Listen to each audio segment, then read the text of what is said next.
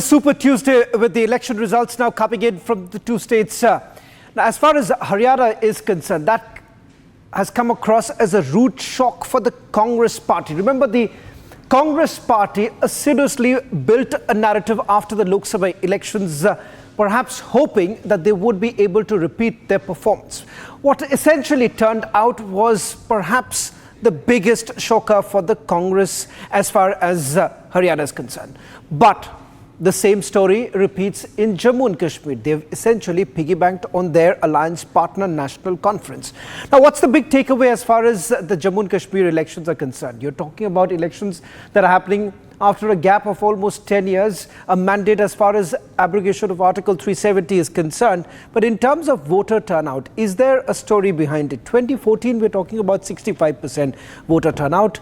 And now in 2024, it's about 63%. There is a slight dip, but remember, there are several factors that one needs to take into consideration, starting with the delimitation that has taken place, and thereafter, particularly in Jammu as well as in Kashmir, there have been stark differences. 2019, remember, there were no polls. So voter turnout also in particularly South Kashmir is a bigger story. The fact that you have had voter turnout on a higher number, particularly in Shopia, Kulgam, these are the places where we have largely seen a better turnout taking place. Now, as far as Haryana is concerned, 2014, remember, it was 76%.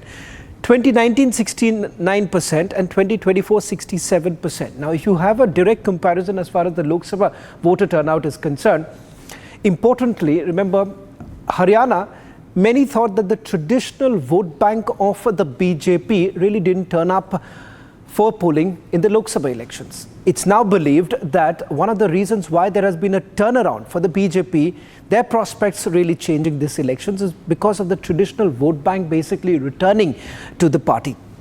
One of the other concerns that they've had was the dip, but it seems that it has worked in favor of the Bharatiya Janata Party, where they've been able to buck the anti-incumbency factor. So what are the big X factors that we are talking about? How exactly has the BJP been able to script history?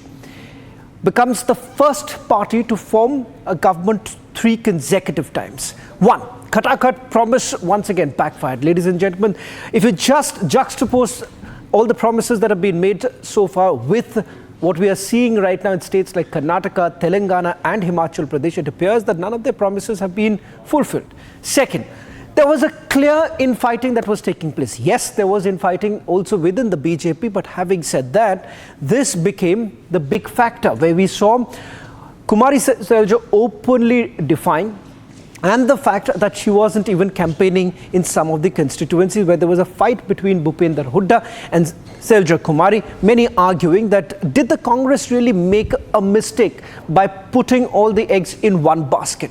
Third, banked on the anti-incumbency. Remember, there was, as I've been mentioning, a perception that was largely built. And the perception was that the anti-incumbency is what is going to affect them most. The farmers probably would be backing the Congress party. Again, the Jat versus the non-Jat becoming the other issue. Consolidation of the anti-Jat voters. Now, that is another important factor. And finally, remember, of all the bigger factors that have really come in, let's just take you to the fifth and the last. The governance model that has been rejected. What is the model that the Congress has essentially been trying to project? One, in Karnataka with the number of promises that we have seen there. Telangana, two, a similar 6 promises that they were talking about. Remember, none of them have really been fulfilled. Himachal being the latest example where we have seen they've not been able to fulfill, so much so they've not even been able to pay salaries to the government employees. Was that the other reason? The OBC card worked for the BJP. 22 candidates from OBC. Remember, the statement that was also made by Rahul Gandhi when he was abroad appears to have now backfired. It almost appeared to be anti-Dalit. And that is the reason why outside Haryana, it turned out to be another factor. Rift between Hooda and the Selja camp certainly benefited the BJP. That's the internal rift that we've been talking about. While there was internal rift within the BJP too, but they've been able to put together a brave front. And also the change in the chief minister's face. Unlike in UP, BJP fought elections using local faces. You haven't really seen the top faces really campaigning as intensively as they have in the past, which is something that the Congress party was harping on, saying that perhaps they've already conceded defeat. But it turns out there was a different policy altogether. Only state to procure 24 crops on MSP. Remember the MSP fight. The BJP has been targeting the Congress by saying that how exactly have you been talking about the MSP? Can you really guarantee that you've not done that in the states where you are already ruling? And this appears to be the other factor. The RSS-backed campaign, outreach campaigns by the RSS to consolidate rural voters.